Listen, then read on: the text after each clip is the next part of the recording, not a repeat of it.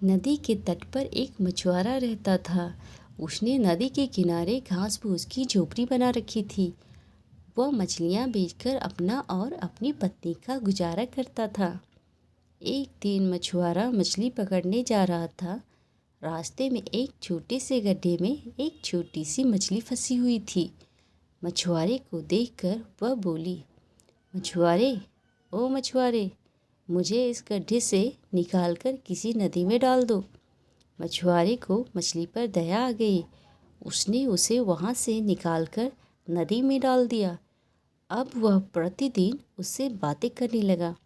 एक दिन मछुआरे ने अपनी पत्नी को मछली के बारे में बताया। पत्नी तुरंत समझ गई कि वह कोई साधारण मछली नहीं है।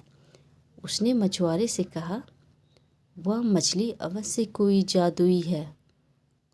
तुम उससे अपने लिए वरदान मांग लो। मछुआरा जब मछली पकड़ने जा रहा था, उसे अपनी पत्नी की बात याद आई। मछुआरा मछली के पास जाकर अपने लिए वरदान मांगा, हे जादुई मछली, मेरा घर बना दो। मछली ने कहा, जा, तेरा घर बन गया। घर लौटने पर उसने देखा कि उसका घर बन गया है। अब पत्नी ने धन, ऐश्वर्य और पुत्र की मांग की। मछुआरे ने जाकर मछली से इन सभी के लिए वरदान मांगे। मछली ने मछुआरे की सभी इच्छाएं पूरी कर दी, परंतु इससे मछुआरे की पत्नी के मन में लालच आ गया। उसकी इच्छाएं बढ़ने लगी। एक दिन उसने मछुआरे से कहा, उस मछली में बड़ी शक्ति है, उससे कहो तुम्हें राजा बना दे। जब तुम राजा बनोगे तो मैं तुम्हारी रानी बन जाऊंगी।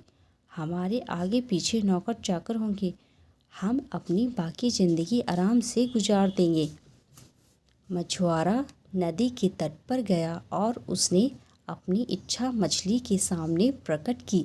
मछली मछुआरे की बातें सुनकर नाराज़ हो गई और बोली, मछुआरे, अब तुम बहुत लालची हो गए हो। जाओ, मैं अपने सभी वरदान वापस लेती हूँ। मछुआरा फिर दीनहीन बन गया। उसे अपने लालच का परिणाम मिल गया।